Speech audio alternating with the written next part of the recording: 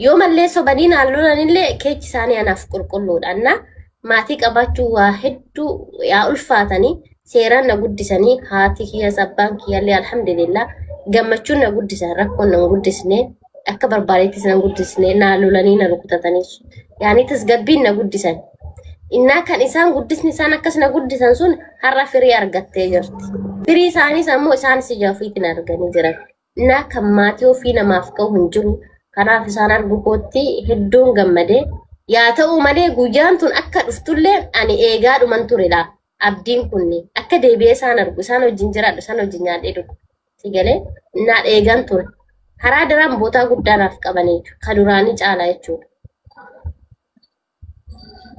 يا الله اجا جرو الدنيا رتلي ولا رجتالي الحمد لله رب العالمين وان قد هذا أمو ربين دندا هذا أكجرو آخرات تلي ولا رجتاني ربنا على سيفا مجلس آمين يا رب آمين آمين ربي سلب هذا وإنه هندنو سلب هذا إني زناشين سمايا قدي يقول إني زناشين سمايا قدي إنسان اللي أكاتا حال آخرات تتي ولا رجتان إنهم بيكا مثلين بيكنا سو إساسا ربين سيقول إيسي عقم متشيسو أبشر سينجنا ما شاء الله يدو نما قم متشيسا قم متشو قرقودة سدي أرغتي الحمد لله رب العالمين وقوتا قبابا كان كيستي إني توقو قم متشو الإسلام ما أرغتشو أنه ندتالو دبلتان أمو ربين سيهري بلتي سيجاري سدفارتي أمو إسا سببا إسلام ماتي أبدي ماتي كيتي سيدي بسي الحمد لله رب العالمين نيما غرغدا سرتي اوري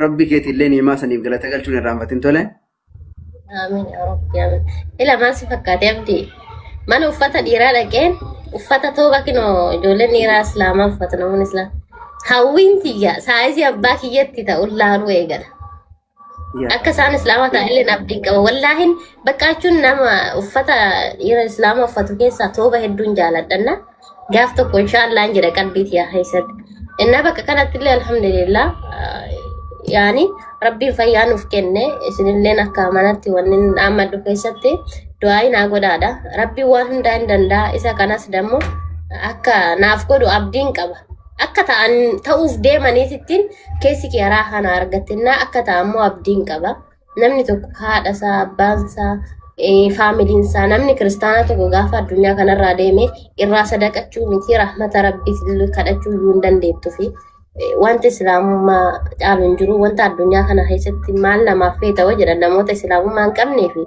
إسلام ما دا ربي يالاتو في بكخرتي نمو دعاء نفقد هذا ربي ما تيهن دهين يوها قجلتشو فقجلتشو دي رتبو فاجا بيسو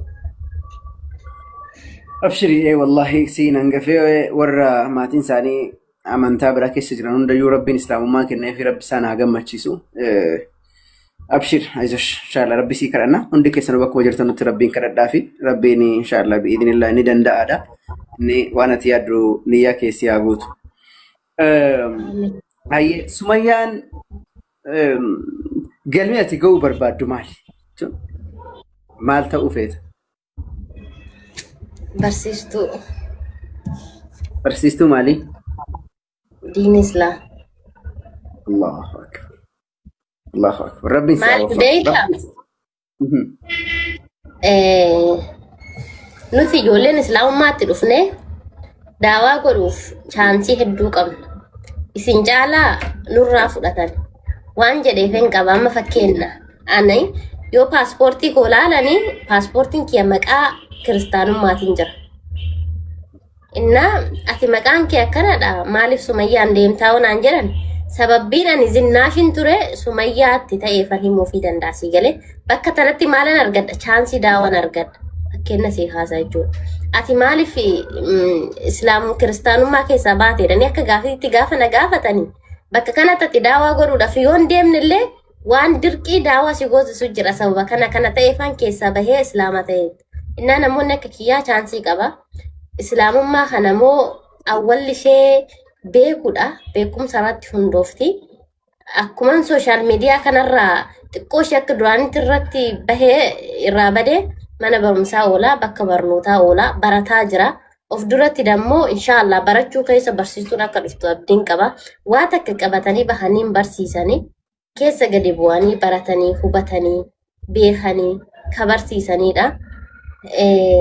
Innaa inshaallah yoo rabbi jedhe ilmaan tollee barsiisachaa hawaasa islaamallee barachaa barsiisachaa irraa deema yoo rabbiin jedhe.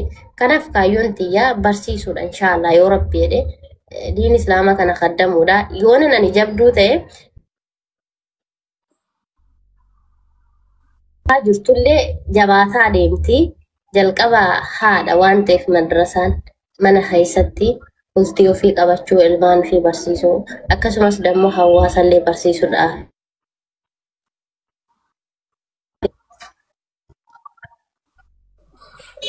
وانا جايباتي ما شاء الله تبارك الله. تولي وني هدو سيغمبرتشيس مال الدنيا كندا islaamummaa qabaachuun kan koona gammachiisa.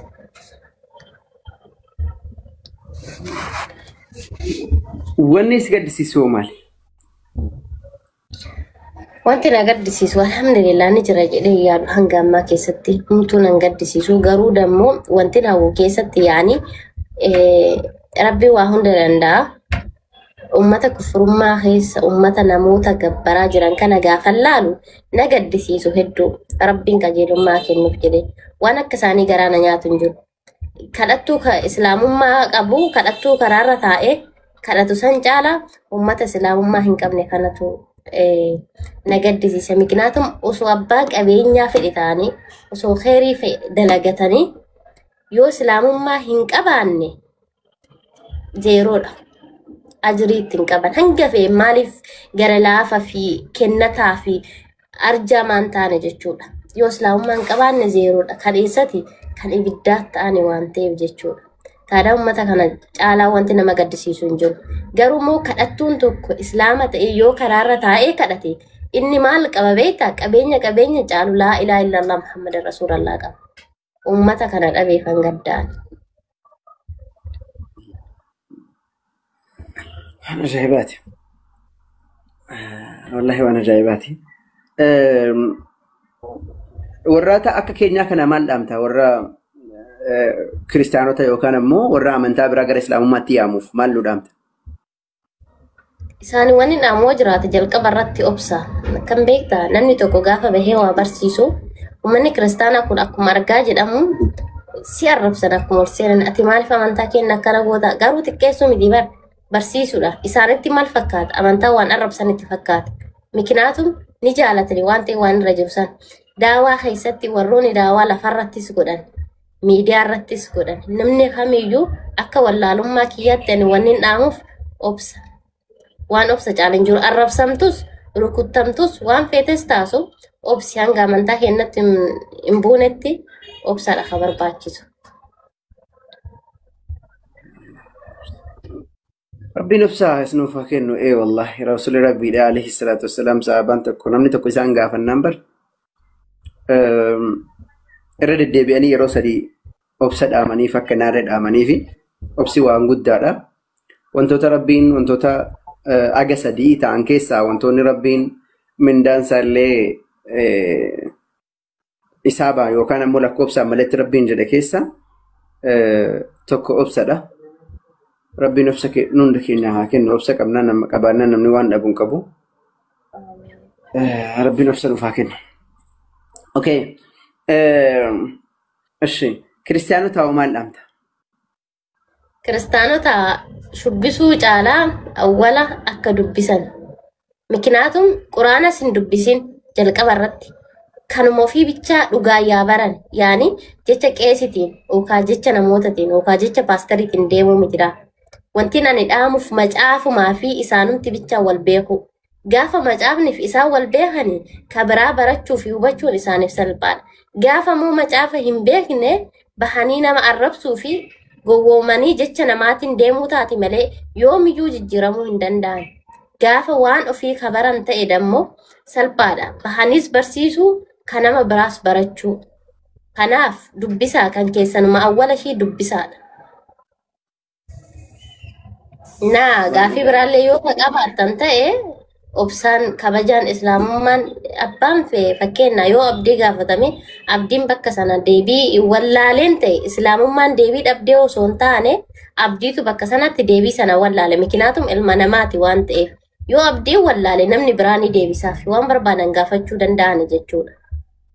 Naa waan akkasiiti yeroo baay'ee moo fakkeenya warroonni akka keenyaa kun gaafa laayivii banne waa'ee amantaa irraa dubbannu ati maaliif nuuf hin deebisne jedhan.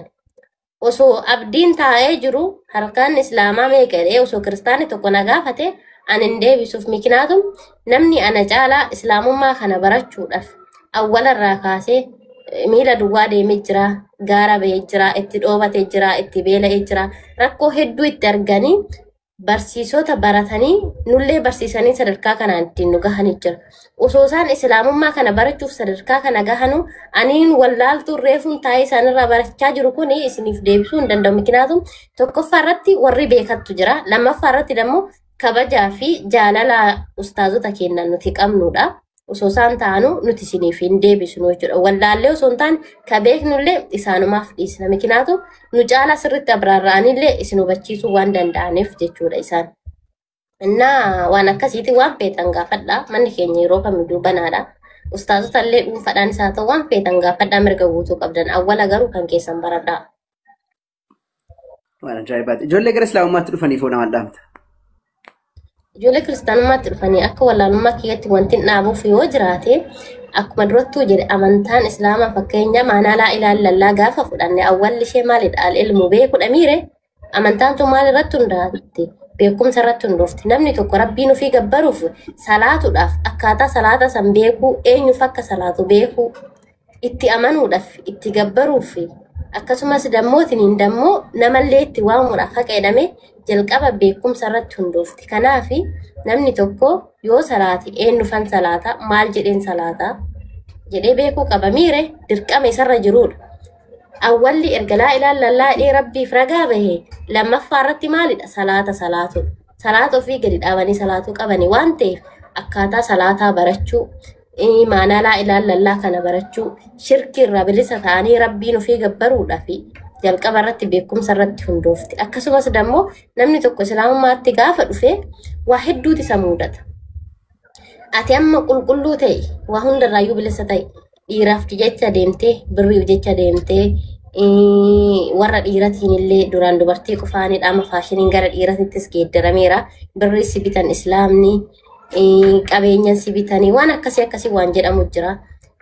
Namni illee si jibbuu danda'a maatiinis yeruuf si jibbuu danda'anii garuu ati yoo awwala irratti sabaruu barnoota kee barachuu jecha namaa achi of duuba keessee kan qabatte san bichaa jabaattee itti fufuu mikinaatum gaafa ati caaltee argamte namni hunduu yoo namni kun maal qabatee harka siif kenna waan ta'eef jechuudha. Akka jalqaba kanaa miti booddee irratti eenyudha mo'ataan siidha waan ta'eef jechuudha. Kanarratti kan hunda keessa darbuudhaaf jalqabni wanti taajabnu maali? Barumsa irratti haajaman. Ani baradhee galma gahee sanaa miti ganaa barattuudha. Ija banachaa jira. Kanaaf waan beeknu wal gargaarra yeroo baay'ee ijoolleen islaamummaatti dhuftu hunda jechuu koo osoo hin taane gariin miidhuma kanarratti nashiidaa. Koottaa gara zuumiin qullaa. Jechuun qabataniitu mataan gaafa biyya galanii gariin ni kafara. Mikinaatum irraan beekane waan ta'eef jechuudha. Yoon beekne duuba akkamitti islaamummaa kana qabatanii deemarree. Kanaaf baradhaadha bakka barnootaa iddoo hedduu jira nu biras hin jira bakkoota garaagaraa jira barnoota keessan irratti jabaadha akka amaanaatti illee wanni isin biratti taa'adhu barnoota irratti jabaadha keessattuu ijoolleen islaamummaatti dhufte. Bara kanammaa namni maqumaaf shaadaa qabataa jira malee barumsa hundi namaa barumsa dhiise. Wallahi sadarkaa dhuunfaatti maal okottaa baradhaa jennee sadarkaa isaa gara nurra jirra maal akka maal yaadame wallahu a'lam ijoolleen gara islaamummaatti dhuftan akkuma sumayyaanuu isinii dhaamte barumsa irra jabaadhaa namni yoo hin baratin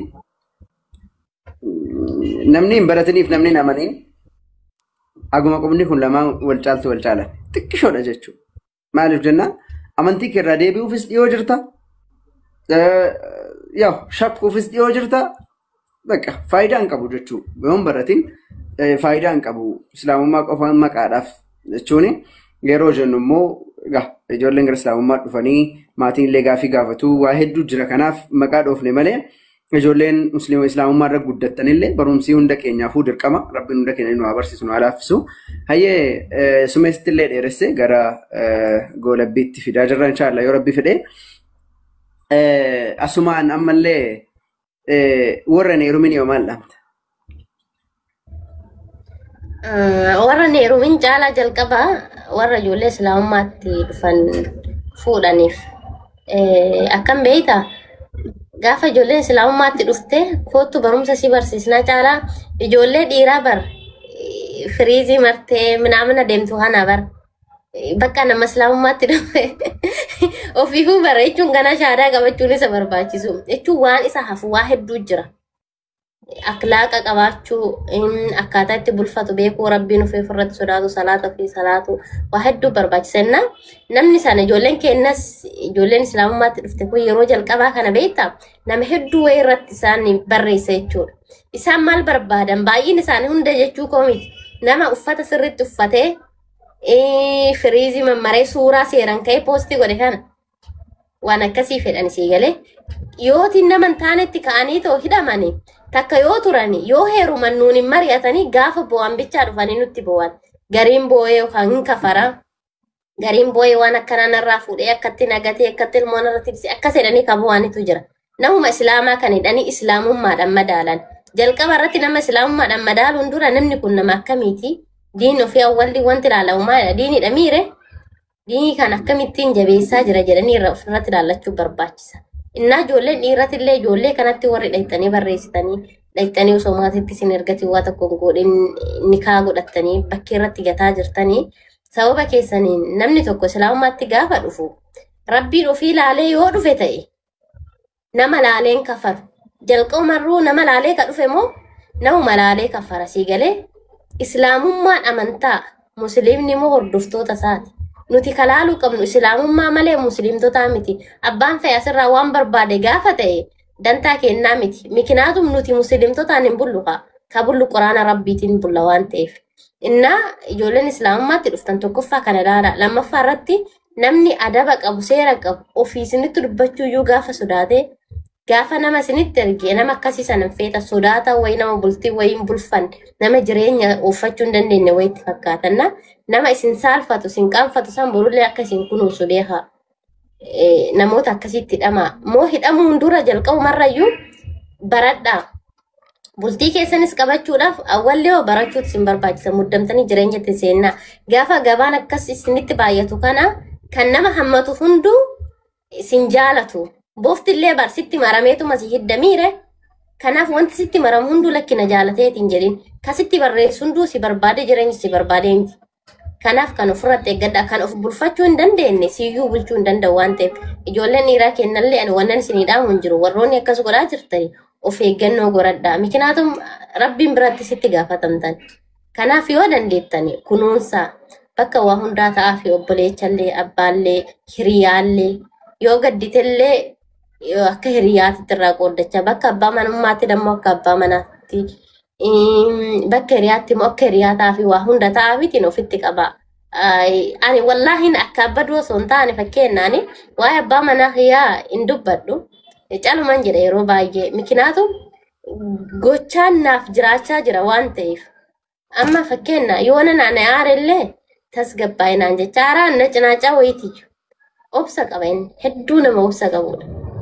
Innaa malee rabbiin irratti irraanfatuna yoon balleessillee na gorfachaa waa hunda keessatti laagaaf tokko I think gidubaa hin jira yeroo sana uffata wayiin uffadhee bahee namni nama si jaalatu miire viidiyoon ittaasaa uffanni sun uffata na qabu ture bakka wayii uffadhee anaa uffatee ka'ee naa bilbile ulaarratti kazaan bakka san deemee ergan ol deebi'ee lammata uffata akkanaan uffatin ishee akkana jedhee na hubachiise osoo tokko ati yeroo sanitti maaf akkana goote sin jedha si galee innaa yoon balleessillee nama suuta na gorsu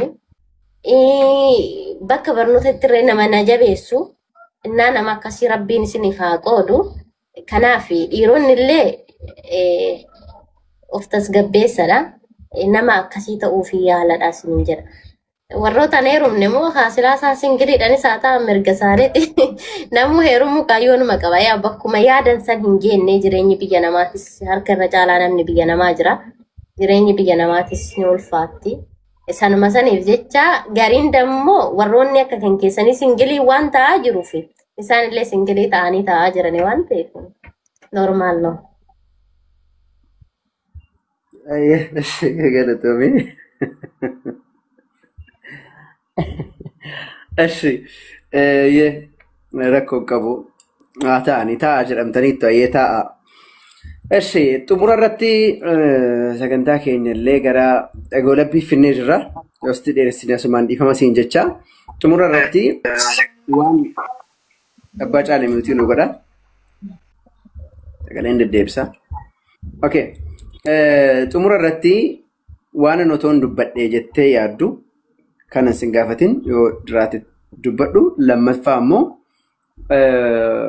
nama galateeffattu yoo qabaatte sadaffaa amsa walii galaa yoo qabaatte dirreen keeti. Waniin osoo hin dubbatin hafe jedhamu hin jiru asumaan guddaa galatoomadha.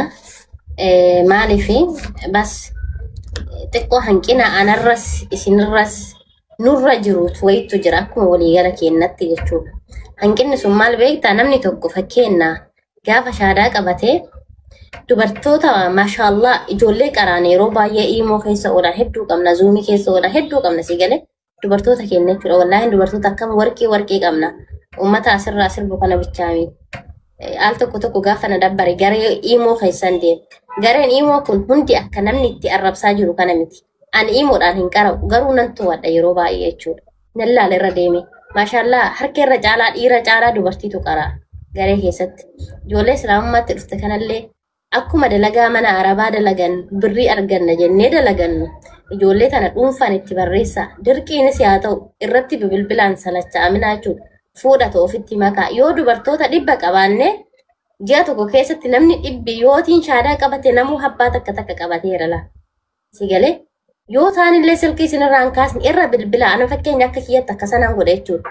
Irran bilbila ittiin barreessa maal taate mabad hiriyaa ta'aa fi innaa itti hiiqaa ofitti qabaa ijoollee tana ijoolleen keenya ijoollee islaamaa shamarranii jechuudha. Warroon islaamummaa keessa turtan warroonni qaraa jirtan warroonni barachaa jirtan hiriyaa ta'aa fi itti hiiqatiniin barsiisaan isin jechuu barbaada jechuudha. Asumaan namni ani galateeffachuu barbaadu yoo jiraate jalqaba irratti alhamdulillahi rabbil aalamiin rabbii kiyyaadha. Itti aansuudhaan dammoo haadha abbaa kiyyaadha. Itti aansuudhaan dammoo abbaa manaa kiyya. Dhumarratti dammoo hawaasa islaamaa hunda keessanuu guddaa isaa galatooma. Miknaatum rabbiin gaditti obbolaan qabaachuun waa hedduu bakka siif bu'a. Qabeenyadha. Nama duniyaa fi akhiratti waliin milkaa'u rabbiin keenya nu haa godhu hunduma keenya jechuudha. Guddaan isin galateeffadha. Akkasumas barsiisaa kiyya jalqaba alif baataa jedhee na barsiise maqaa keessanis dha'uu baadhu guddaa isaa galatooma. Miknaatum barsiisaan huruufa na barsiise jechuun quraana guutuu na barsiise jechuudha ana biraatti jechuudha. Fuula duraa kana keessatti hanga inni nafaana rakkatu osootiin fakkeenya hin salachaamin osoo hin galuuf osoo hin jedhin jechuudha. Innaa waan akkasiiti alhamdulillah galatooma hunda haisanu. Fixattee? Akkasa haa'e maal feete? Baay'ee galatooma barakadhu asumaan waa'ee ijoollee barumsaatiin wal qabatee warri shamarranii ijoollee shamarranii jabeessaa warri dhiiraa immoo irraa gora. Jajjabeessaa warri shamarranii. Irraa goru bichaa rakkoon qabu bara hundee irraa gorin jenne duuba yoo hundi isaanii irraa goranii booda'oo an akka kiyyaa carraa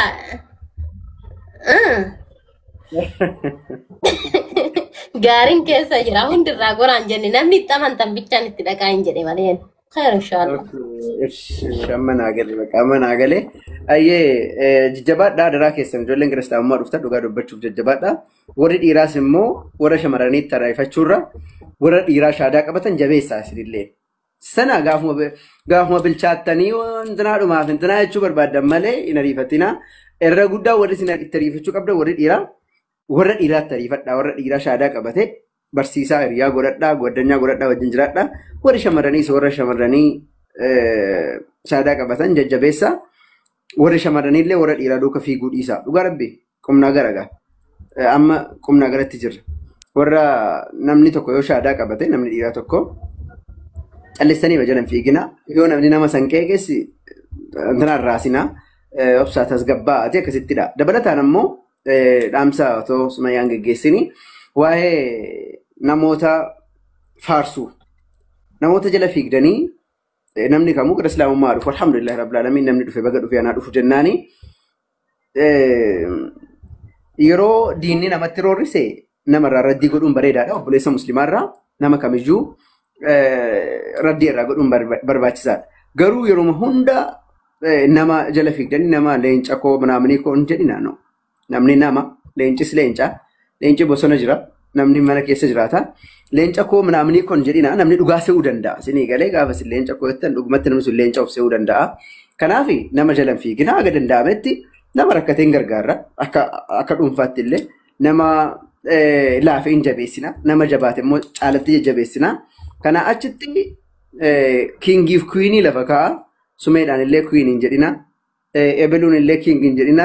Nama islaammaatti dhufee miti warsi jammarani kaleessa hin jedheeru.